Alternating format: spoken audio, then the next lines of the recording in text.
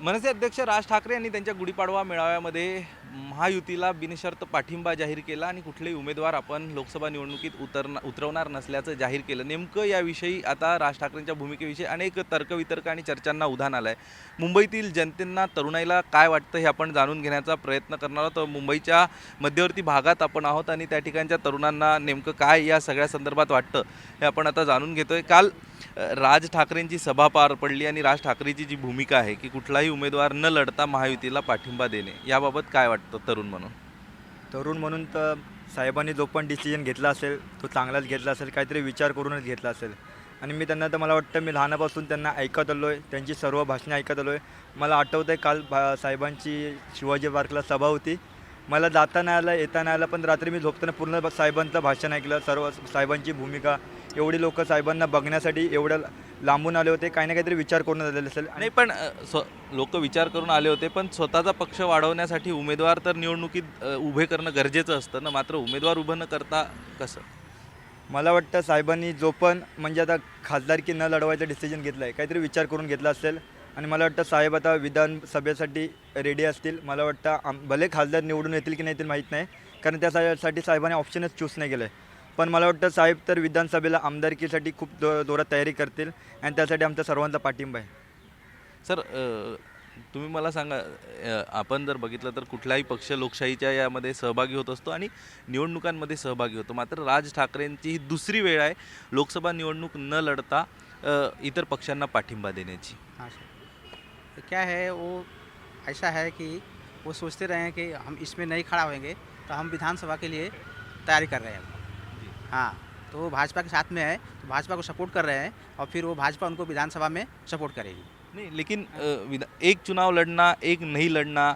दूसरी जगह हम देखें तो प्रकाश आंबेडकर की भी तो एक पार्टी है, जो पार्टी खुद कई जगहों पर चुनाव लड़ रही है। तो इस प्रकार से कहीं लड़ना कहीं नहीं लड़ना, तो कार्यकर्ताओं में कहीं ना कहीं असंतोष हो जाता है, जो सालों साल से तैयारी करते हैं चुनाव के लिए। हाँ, नहीं लड़ना चाहिए, नहीं कार्यकर्ताओं में तो असंतोष रहेगा ही। हाँ, मेरा कहना यही है। इस प्रकार अभी उन्होंने चुनाव नहीं लड़ने का डिसीजन लिया है, तो आपको क्या लगता है? तो हमको क्या लगता है, अभी उनको ही मालूम होएगा, अभी हम लोग क्या बोल सकते हैं। अब अंदर की बात, उनकी मन की बात हम लोग को कैसे मालूम पड़ेगा। कुछ तो राजनीतिक पॉलिटिक्स होएगा ही, राजनीति तो होएगा ही। आपली काय प्रतिक्रिया आहे सर? ते चांगलंच आहे जे केलं ते। देशा प्रगतीमध्ये नरेंद्र मोदीचा हात आहे आणि ते आम्ही बघते, तर त्यांच्यामुळे त्यांनी राईस डिसिजन घेतलेला आहे, ते माझा फिलिंग आहे। पण कुठलाही पक्ष जर आपण म्हटलं तर निवडणूक लढवणं पक्षासाठी हे गरजेचं असतं, मात्र ते निवडणूकच लढवत नाहीत। नाही, ते आता त्यांचा चॉईस आहे ना, त्याला कॅन्डिडेट द्यायचं आहे नाही द्यायचं आहे ते तो त्यांचे चॉईस आहे, पण ते सपोर्ट देते ते आता बघूया आपण काय होते ते विधानसभामध्ये बघणार। विचारधारा महत्त्वाची आहे, हां, कोणाची विचारधारा कोणाशी भेटतात ते महत्त्वाचं आहे। पण 5 वर्षाआधी याच विचारधारेला टोकाचा विरोध केला होता। हा, पण त्या may be change of mind, change of vision, change of ते बघते काय चाललेलं आहे, ते बघते, त्याला वाटला चांगला की भाई हे साईड जाऊन मला चांगला भेटणार की भाई देशचा प्रगती होते, तर ते मध्ये काही अडचण आहे।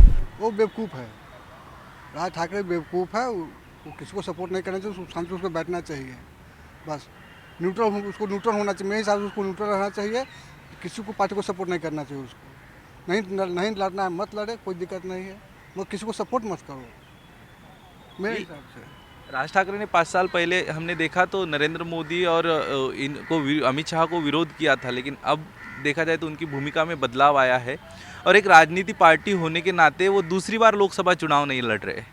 अरे भाई साहब, वो लड़ेंगे तो हार जाएंगे, उनको पता है हम नहीं जीत पाएंगे, इसके लिए क्यों चुनाव लड़ेंगे। वो बहुत सारी पार्टियाँ चुनाव नहीं लड़ती है, यूपी में भी है, सपा बसपा वो चुनाव नहीं लड़ रही है, उनको पता है हम लड़ेंगे तो हार जाएंगे, फिर मतलब क्या चुनाव लड़के। स्पष्ट बोलायचं झालं तर राजसाहेब ठाकरेंनी एकेकाळी मोदींवर टीका केलेली आहे।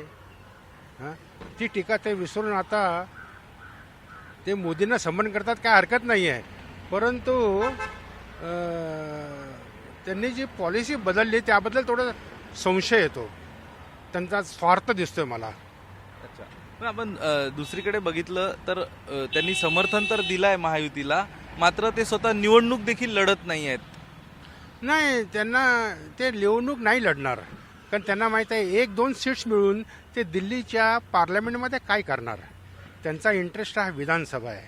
हां. तसे राज ठाकरेंच्या मागे भरपूर मॉब आहे.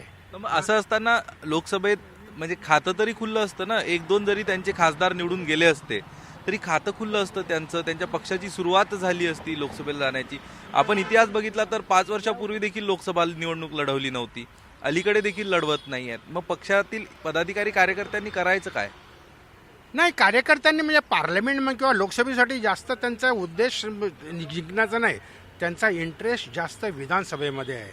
1-2 सीट्स जिंकले असतील बी जे पीच्या साहाय्याने, पण त्यात त्यांना गेन नाही आहे.